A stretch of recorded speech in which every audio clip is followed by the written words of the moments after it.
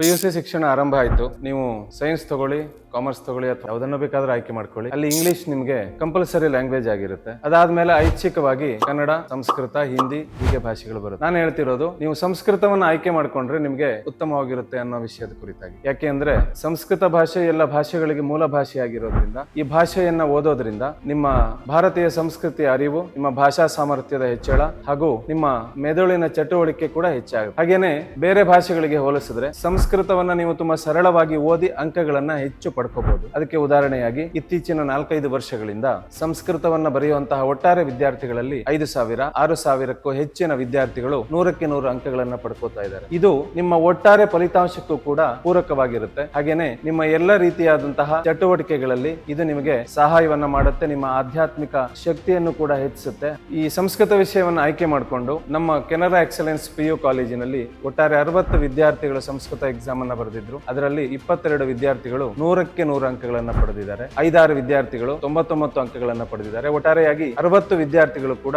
ಸಂಪೂರ್ಣ ಡಿಸ್ಟಿಂಕ್ಷನ್ ನಲ್ಲಿ ಸಂಸ್ಕೃತದಲ್ಲಿ ಪಾಸ್ ಆಗಿದೆ. ಇಲ್ಲಿ ನಾನು ನೀವು ಇಂಥದ್ದೇ ಭಾಷೆಯನ್ನು ಆಯ್ಕೆ ಮಾಡ್ಕೊಳ್ಳಿ ಅಂತ ಹೇಳ್ತಾ ಇಲ್ಲ. ಸಂಸ್ಕೃತವನ್ನ ಆಯ್ಕೆ ಮಾಡಿಕೊಂಡ್ರೆ ನಿಮ್ಗೆ ಏನು ಅನುಕೂಲ ಅನ್ನೋದನ್ನ ನಾನಿಲ್ಲಿ ಹೇಳ್ತಾ ಇರೋದು. ಒಟ್ಟಾರೆ ನಿಮ್ಮ ಫಲಿತಾಂಶಕ್ಕೆ ಪೂರಕವಾದಂತಹ ಅಂಕಗಳನ್ನು ಈ ಭಾಷೆಯಲ್ಲಿ ಪಡ್ಕೊಂಡ್ರೆ ಪರ್ಸೆಂಟೇಜ್ ಕೂಡ ಹೆಚ್ಚಾಗುವಂತಹ ಸಾಧ್ಯತೆ ಈ ಭಾಷೆಯನ್ನು ಓದೋದ್ರಿಂದ ಸಾಧ್ಯ ಆಗುತ್ತೆ. ನಾನು ಗಣಪತಿ ಭಟ್, ಸಂಸ್ಕೃತ ಉಪನ್ಯಾಸಕ. ಹಾಗೇನೆ ನಮ್ಮ Canara excellence PU college Gore ಇಲ್ಲಿ ಮುಂದಿನ ಶೈಕ್ಷಣಿಕ ವರ್ಷದ ಪ್ರವೇಶ ಪ್ರಾರಂಭ ಆಗಿದೆ. ಈಗಾಗಲೇ ತುಂಬಾ ಹೆಚ್ಚಿನ ಸಂಖ್ಯೆಯಲ್ಲಿ ಪ್ರವೇಶ ಆಗ್ತಾ ಇದೆ. ತಕ್ಷಣ ನಿಮ್ಮ ಸೀಟನ್ನ ಕಾಯ್ದಿರಿಸಿ ನಮ್ಮ ಕಾಲೇಜಿಗೆ ಪ್ರವೇಶ ಪಡ್ಕೊಳ್ಳಿ.